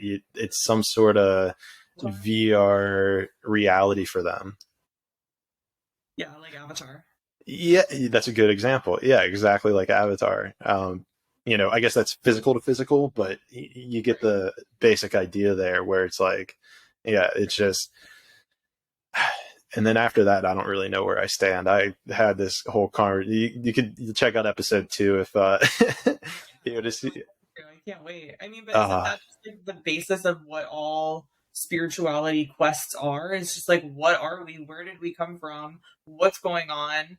Am I just like a fragmented split of source energy? Am I my own thing? Is this a simulation? I don't think that if we were in a simulation, we'd be able to observe that we are in a simulation because we are it. You know what that's I an mean? interesting So thought. Yeah, I don't I don't know if I can subscribe to that just because I don't think that we could observe something that we are like in. I don't know. I see It's where you're like going with that. you can't read the label if you're inside the box. Like you can't read what's on the outside of the label if you're inside. Right, right. So, But yeah, I'm trying to think of that. Yeah, because otherwise you would have this cascading effect of what, creating more simulations in order to play out, uh, right, right. yeah, Then you create a simulation, realities. try and replicate the simulation that you're in, but you're Yeah, creating it. So it's not the yeah. one that you're in because we didn't create this one, if that's what this is. I think it doesn't hold up because, and I know this is probably a weird transition, but like with trying to like map weather or to map like, certain environmental changes, I think it's impossible to calculate the infinite nuances that are occurring. And it's why we can't map weather to like a perfect extent, right? Like, we can't say for sure when it's going to rain. There's just a percentage chance that it's going to rain. And, with all this technology we have. And so, I think I guess what I'm trying to say is for simulation theory to hold some water at all, you would need to be able to have the infinite resources of data in order to create the perfect simulation almost. Right, which I don't think that we have because let me put on my tinfoil hat. Like, Yeah. there's so many like secret Cool. societies, and there's so much stuff that we don't know. You Yeah. know, and Right. to That's like the hidden. weather, actually, there's a podcast called the Tinfoil Hat Podcast with Sam Okay. Tripoli, and it's so interesting to listen to. Obviously, I don't subscribe to all of their thoughts, but they had one where some guy comes on and he's talking about like weather modification and how that's real. I've heard And about that. yeah. So who knows what's even going on in this reality? So like for us to Yeah. even try and explain how this is a simulation, we would need to know all the details and we don't. And so then that is where I just am like, okay, what can I do in my physical life? What's in front Yeah. of me? Reality that I can actually know and prove to be true. What can I manage? Yeah. Yeah, no, great. Yeah, because Something and to think about. oh, I love it. I mean, I'm glad we kind of got there with this conversation. But I think a huge important piece there, and is the idea of like, I mean, what can you manage, right? Like, if you try to manage, like, and this can kind of stem from where anxiety and depression can come from, is you're trying to control just so many different outputs as opposed to just like letting everything just be as it is. Great. Yeah, Great. Yeah, because that is the ego trying to control and trying to, you know, understand, but sometimes you don't need to understand. It just needs to be yeah. like a that feels good to me or that doesn't feel good to me, and then you just keep Well, growing. and I think that's like a huge thing that we've kind of, especially Western society, let's say more so, has trained out of us is that connection to like spirit almost, where it's like we're just like in our analytical state 24/7. It's like the schooling system would just like, I don't want to say brainwash, but trained us, Workers. Yeah. yeah, to be factory work. Yeah, there's a lot of evidence with that and how we like created our school system such that it could just be like taking orders. Well, and so um that point is why I like don't really care about calories and macros and stuff. Like, yes, they're great tools, they're great metrics. Like, let's dial in what you need for your body, because that's obviously like a scientific thing for a reason. But Right. like, we don't need to be so analytical. Like, let's just think, like, just let it be easy. Just eat real food. Let it be It's like, easy. yeah, it's like just listen to your body and try to Yeah. listen to what it needs. Right. Well, And but this, also don't listen to it too much. Like, if you're only eating donuts, because your microbiome and the parasites in your body will affect your brain. Like, will oh, affect that's how you think. interesting. And like, when you crave sugar, Yeah. you like, okay, there's been there's a parasite, right, that will get into rats, right? It grows in mice, but it evolves in cats, like into its next level, right? Rats and cats aren't friends, but this parasite will make the rat attracted to the scent of cat urine and be around the Hmm. cats, so that it gets eaten by the cat, and then the parasite is now in its new host. That's crazy. Oh, that is pretty That's crazy. crazy. Yeah, That is it's pretty really. crazy. So So they then, like control your brain sometimes. So you have to like be the observer, and you have to realize what's going on when you're reaching and for that's, the chips and the soda and the cookies and the sugar all the time. That it's and I not think, you. So don't feel bad. We just need to kill all them. right, you just need Yeah. to kill them with some holistic food. Yeah. And I think an interesting like thing that occurs, right, whenever you stop eating sugar. Like if you have a high sugar diet and you go cold turkey, no more sugar, you experience keto flu, which I'm sure you're aware of at some extent, where you literally feel like you have the flu. Like you get shakes, you get headaches, you feel nauseous. So is that something that you experience quite often with new clients of yours? So I've never guided anybody into ketosis, just because I think that that is something that's really nuanced, and I'm not a doctor. Disclaimer, I'm not a doctor. But like, I I've done it myself. I've experienced it myself. And I honestly think, like, yes, it feels so shitty when you're in it, but it's kind of fun because it's like part of the human experience. It's like having this body and like experiencing what it feels like to be in the keto flow, or like, to Yeah, feel it's pretty funny. detoxing. Like, Yeah. it's a better way to look about it. Well, and so okay, so what you kind of just touched on there is kind of what I was touching on earlier with like my anxiety. It's like, you're like I get that there's pain and there's like suffering in the world, but like Mhm. once you hit a certain level of like knowing who you are, knowing what you want, knowing where you're going, you it's like you can't have the highs without the lows. Like you need that like suffering to remind you like of the good. You need that suffering, and I've started viewing it and kind of how you were saying that you view it almost as like this like growth, like it's like poking you. It's like, hey, this is evidence that you're growing. Hey, this is evidence that you're doing something better. um Like, even if I it guess, sucks, like, isn't it cool to even be having these experiences at all? yeah, just to be feeling it.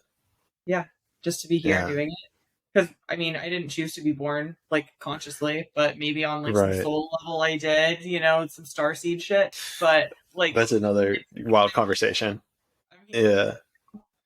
Well, that's another wild conversation in itself. Like, and again, we're bringing up a, we're Raised bringing up, than me. sorry, can you say that again? I said that's a conversation for somebody who's done way more drugs than me. Okay, then we could stay away from that one. But yeah, yeah, because like, yeah, are you picking, yeah, because this was talked about this on episode 2 as well, like the idea of reincarnation. Into it. Yeah. This is actually just me just plugging that episode over and over. That's uh yeah. So then, I mean, let's go back to like the nutrition stuff. So with the keto flu, um well, I guess like I don't even want to link it specifically to ketosis, because in my mind it occurs like when you just cut sugar because of the gut biome. Your gut biome's looking for, and this is very vague research, so definitely like go refined for that. sugar and like high carbohydrate foods. Is that what you're saying? Yeah, yeah, pretty much. Like if you have like corn syrup and all these like, this junk food, let's say sugar, so what happens is my understanding, and so fact check me if you've never heard this, uh, is that your gut biome essentially is looking for sugar, and so what it does is it goes for the resources that I don't know if they replicate sugar molecules or what, but essentially what it goes for is magnesium, potassium, and sodium, and it'll just rip all those out of your system the best they can, which is what forces, not forces, yeah, it's what makes you feel like you have these headaches, you have like you're getting sick. And so a very easy way to combat it is avocados and then bone broth. And just the combination of those two things like will completely get rid of the keto flu. So I That's don't know. really Yeah. So I don't know if you've ever had experience whenever people just cut out sugar, if they will start to feel like those, like the fog kind of intensifies, honestly, whenever you start doing it because of that reaction in your body. yeah. Well, I'm a big advocate for eating bone broth, eating healthy fats, eating lots of avocado, basically eating keto-ish, but I like fruit in the morning, fruit on an empty stomach. In Ayurveda, which is like an ancient Indian kind of way of living, they're all about food combining. So you always have fruit by itself on an empty stomach.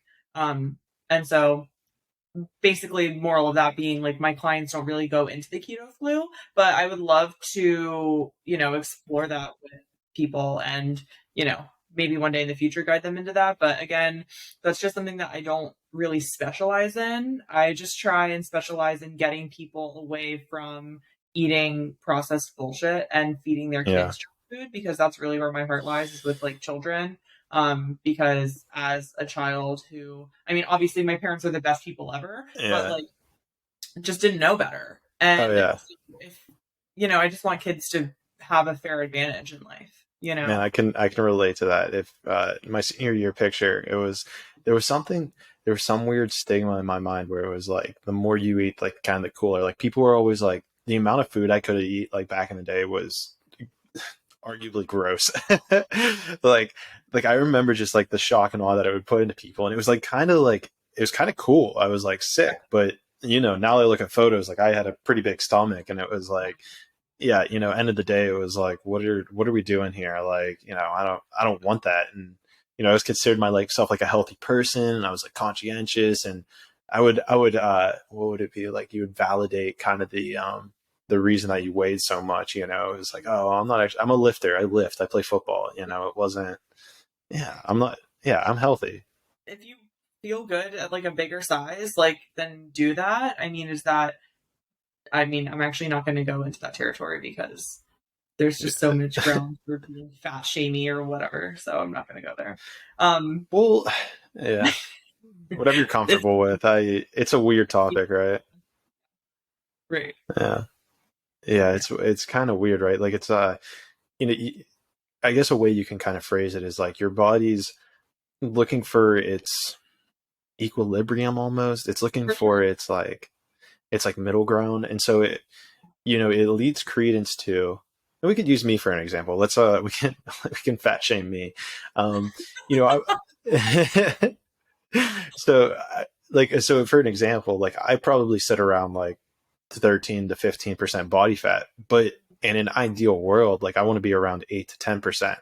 So now becomes like, there's two things at play here. Number one is whenever you kind of cut down to, let's say, any percentage, let's say you go from 20% down to 15, or you're going to 15 down to 10, there's that equilibrium thing that happens in your body where you're like, wait, we need to put more food in here. This isn't equilibrium. We need to put more in. Um, versus me being like, no, it's okay. Like you're still healthy.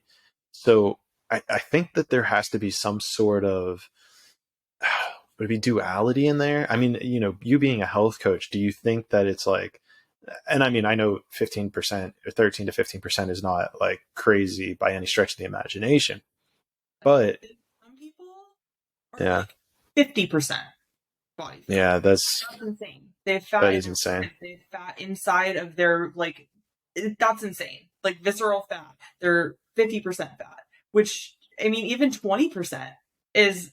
I feel like it sounds high because it's like Yeah, 20%. But also, if you think of it, fat is basically just energy. So right. it's just stored energy. It's like having granola bars strapped all over your body, and so it's a survival thing. But I mean, of course, we all want to be shredded. All females want to be like 14%, right? Is like the Right. bodybuilder one. And all guys want to be ripped. Everybody wants to be shredded. But I just think I don't really, obviously, I think that weight loss and things like that is a byproduct of having adequate nutrients in your body.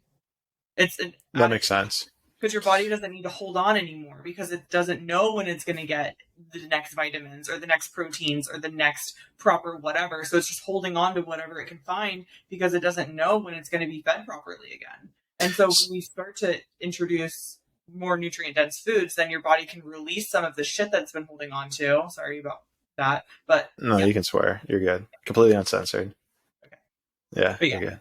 that's Well, so, the point about so then, with that being said, in an ideal world, if you're getting all the nutrients you need, then what body fat percentage is ideal, right? Like if I'm sitting at, let's say 13, 15%, is the ideal 8%. Does that mean that I'm missing out on nutrients? It depends on who you're talking to. Like, are you talking to like some Jack Samoan dude, or are you talking to like a little Irish man? Like, it depends on who you are and what your goals are and what you're trying to do with your life. And Gotcha. so Yeah. I don't think that there's one size fits all, which is very nuanced and complicated and not pleasing to the ego that wants to put everything into a box of black or white of All right. so, like whatever feels good for Clayton and however he can perform optimally, feel good about how he looks, and like his body has everything that he needs and his labs are coming back properly, then that's like all that matters. That's all that, like, check all those boxes. And I mean, it's kind of where we started with this is that, nutrition is such like a nuanced thing that it makes it difficult, especially like, culture to culture, region to region. Like, you bring up a Samoan, like on average, they are bigger and thicker, people. Yeah. So then you can't have that comparison to, let's say a Asian person who's usually smaller and skinnier, Yeah, exactly. Right. And I think that in America, it's hard I think that we struggle with food a lot here because we don't really have a food culture because it is such a melting pot that there isn't like a way that people have been eating. Like there's not the Chinese medicine of America, That's interesting. Yeah. It's been there forever, Right. thousands of years of just empires and one culture. Obviously there's some cultures within China, but in America, everybody's from all over the place and there's not one way to eat or one way to be. And I think that we have an identity crisis as far as food goes in that regard, because, when you think of American food, it's burgers and like hot dogs. Burgers and fries. Yeah. Like, talk about like, yeah, we eat way too much of them. And then we have a consumption problem on top of all of that. And, and I don't know, maybe there's a level of having all of those different ethnicities as a melting pot. You're like, I want to try this, I want to try that. And add on top of that, we're getting away from, I think, I hate to call us a capitalist society because I feel like we're starting to deteriorate our capitalism. So, but just brushing past that, being one of the most capitalistic societies in the world, I think we've generated so much wealth that, abundance is just everywhere in our society. And I think there's a level of, we're cutting off like kind of our spirit. We're just being analytical about everything. And so you're not like in tune with your feelings. And so we have this abundance of everything. We're not in tune with how we feel. We're not in tune with, what we're doing and how we're doing it. And I feel like that's kind of creating this kind of health crisis that we're kind of going through. Absolutely. And, we numb our bad feelings because we all, Americans in general are overweight, unhappy, in crippling amounts of debt, like everybody.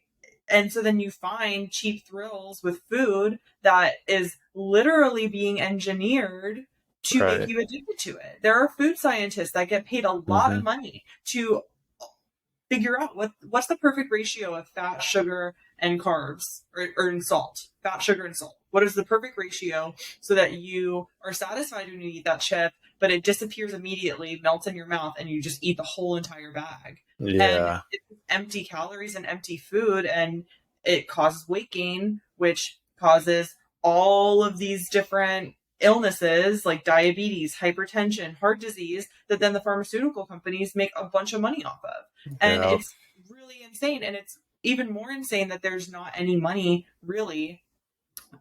I'm not going to, that's a bold claim. There's not a lot of support for the grassroots holistic health movement because there's not so much money to be made because you can't put a patent on an apple unless you're Monsanto Right. and you're genetically modified. And that's a whole, yeah, that's a whole rabbit hole on itself, right? Monsanto Bayer, they basically own the entire, and for those who don't know, they fact check the percentage on here, but they essentially own at least 90% of food supply and healthcare in our society, right? So They make us sick and then they treat it. it's, yeah, that's, I think I'm still at a point where that pisses me off. So maybe, I say that it makes me angry. And I feel like honestly, if yeah, it doesn't make you angry, then you just need to read more into it and get I angry haven't looked even because up. it Yeah. truly is like the plague of our society right now, in my opinion. I mean, Yeah. we can't go a It's day without ugly. hearing about COVID. I mean, we're recording this in 2021, and everybody's just talking about pharmaceuticals and things, which that's fine. If that's yeah, that absolutely has a place in society. But where's the conversation about metabolic health? Where's the conversation Yep. about why isn't McDonald's shut down? Why are Right. people still eating high fructose corn syrup and soybean oil? Right. There needs to be a conversation about actual health, but I don't think that there's money to be made in that No, for these giant corporations, which is why it's being glazed over, which really just sets a fire under my ass to try and continue doing what I'm doing and keep sharing and keep helping people on the level that I can because tend to the part of the garden that you can touch. I can't reach exactly. all the way on that acre, but I have people in my sphere and in my circle that I can talk to. Exactly. And yeah, I mean, this podcast isn't going to make any groundbreaking, numbers anytime soon, but at some point people are going to come across this and be like, yep, okay. Like, and this might piss people off to hear because, I think it's something that we honestly at some level don't want to believe. Like we don't want to believe that the powers that be are doing this or doing things like this, but at They're some allowed level, their opinions. Yeah. yeah, but that's so crazy to me. It's like, well, what have you said in the last like 2 minutes that's like even an opinion, right? It's just a fact that Monsanto's Bayer is the owner of all the produce and all of the drugs that we basically put in our bodies. It's like, I mean, that's just a fact, right? So I guess do with that as you want. It's a fact that all you see on the media is fear and, what you should do to kill germs. And it's like, well, where's the conversation about how to build up good, antibodies to naturally defeat the bad germs? Where's the conversation about sunlight? Where's the conversation about holistic food? And maybe this is a great reason. I mean, this is probably a huge reason I brought you on was because you can heal and, fix a lot of these things within your own body and not need to put in these foreign substances that are man-made in order to fight off like things that argue you don't even really need to be afraid of. Well, and honestly, illness is just your body talking to you. So if you have a headache every day, what's going on? If you have crippling acne and your face is just in pain, why? Maybe Why? you need blueberries. Let's not put band-aids over these things. It's Yeah. like when you're hungover and you take a Tylenol, I get it, right? But that's because your body is not in balance and these pains and aches and illnesses are that it's trying to communicate with you. It's Right. manifestations of what's going on. And I think that a lot of people just kind of put their head in the sand because it's been generations of just being born and raised this way of, this is just what we eat. And why is everybody getting cancer? And it's like, that what's the root cause behind all of this? Right. You know? Cancers, and again, we're not doctors, so I guess at some level, take what we're saying with a grain of salt. But cancer is like a really fascinating. Yeah, cancer is a really fascinating one. I remember seeing, and this is definitely something to fact check, but I guess this is something I want to at least put out there. Whenever you, so as an example with like glass on windows or whatnot, if you create a sound at a certain frequency, it shatters, right? Like you've always seen, like if you like hit a certain frequency, glass will shatter. Or whatever. Yeah, exactly. She's hitting the frequency that resonates with the glass in order to break it apart. So what happened was, and again, I saw this on a quick Instagram thing, but I totally believe it. I've never had cancer, but if I ever do, I'm totally trying this. If anyone has cancer, give this a shot at some level before you do chemo because it's non-invasive. They took like, I don't even know what it was, but it looked like kind of like, I want to say ultrasound, but some sort of like machine where you just put like electricity on the area, not electricity, but just like frequencies on the area. And they had a machine hooked up to it that would hit the area with cancer at the same, it would resonate at the same frequency that the cancer was. And they ran a study of, I think, 14 patients that were terminally ill with cancer and put this machine on them. And after like 2 or 3 treatments, like 12 of the 14 were completely fine, like just no cancer whatsoever. And here's the problem. You can't make money off of a machine that just blasts it with a resonant frequency and you're healed within a month. Like, so I was going to just add that in the state of California, if you're a doctor, I'm pretty sure that you have to recommend chemotherapy. You can't recommend anything really, else or you lose your license. really, Yeah, chemo is the only treatment because there's money in that. And it's just a freaking shame. And, then they call you a quack if you don't, or you lose your license and you're blackballed from the community. And but so to the resonance thing, there's the frequency of the earth is called the Schumann resonance. okay. And like the earth has its own frequency, which, the cell phones and the radiation and the telephone lines are ruining it. And we all have heard how the birds' flight paths are getting weird. But there was a study that was done where they put people in this like underground bunker where they could like shut off the frequency and change the frequency of the room. And whenever they would change it away from the Schumann resonance, these people would like get massive migraines. They would feel super sick. It would like really, really fuck them up. But that's also why I think that grounding and earthing and being outside and being in nature is so important, because you need to connect with that frequency of the earth, which, right. You get away from all the BS. Let's say that again. Might have anti-cancer properties. Who knows? I mean, I truly believe it, right? I think, and this is something that I think ties back into our whole energy center conversation. It's like,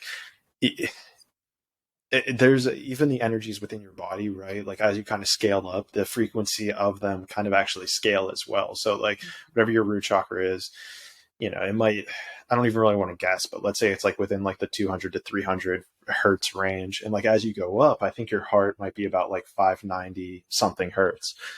And so the way I kind of view it now is that these energy centers are getting blocked, and that's how cancer is forming, whether it's from, the things you're around, whether it's because you have a phone on you 24/7, whether it's because you aren't eating holistically, you aren't doing these things. And I think the problem becomes is, here's the million, I think here's the thing that kind of changes the whole thing. Does Bear Santos or, do these companies know this and they're just hiding that information and covering it up? Or do they truly not know and they're afraid of their bottom line and afraid of not making money? Because I think one's more evil, obviously, than the other. If they actually know about this shit, then I think that there should be a spot in hell saved for them without a doubt. Go ahead. Think there's no way that they don't know about this stuff. And I think that there are people with weird ulterior motives that we don't know anything about. But I also think that instead of just focusing on like what's wrong and focusing on how these companies are operating and what's wrong about it, it's just like, I'm choosing to opt out. Let's opt out. Let's go to the farmer's market. Let's know your local farmer. Let's start growing food yourself. Let's do the things and create these, create a different reality, create another paradigm where it can be good and where we understand the realities of this one. But it's like, hey, come over here. We don't have to compete with these companies. We don't have to shut them down. That's not my life's mission, is to shut down Bear Monsanto. I'm just choosing to not vote with my dollars. I'm choosing to opt out of those systems and, choose other ones.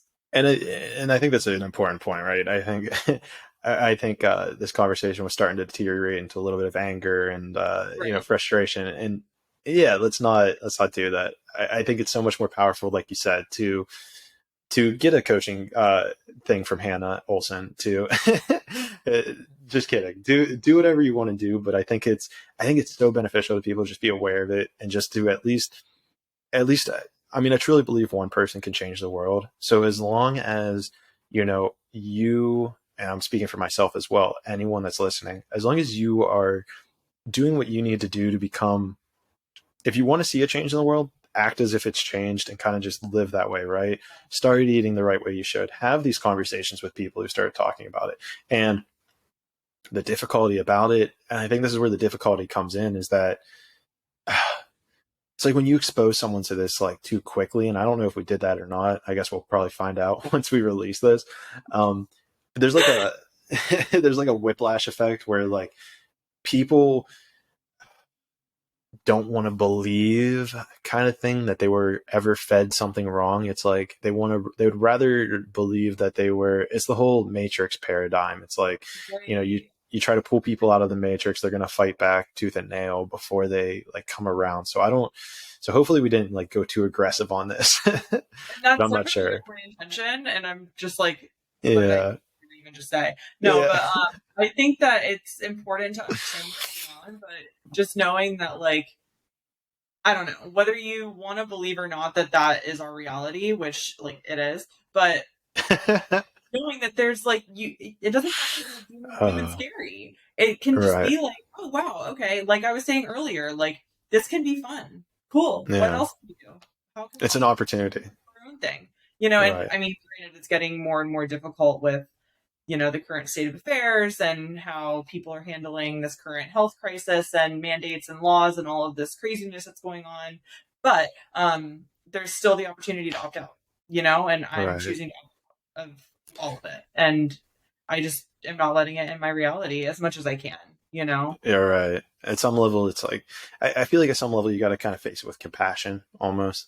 You kind of need to face it with empathy. It's like, I'm choosing, it sounds like you do, choosing to view it as an opportunity to sympathize and realize how far we've come just I would say in my own life, and it sounds like in yours as well, to realize like, okay, what is true almost? Like, what have we been told that we've always just taken for granted? And then, taking a step back and been like, well, I don't really know if that's true or not almost. And hell, people can do that with this conversation right here to challenge everything we've said and be like, well, I don't believe with it, but do at least research to figure out what part of it you disagree with.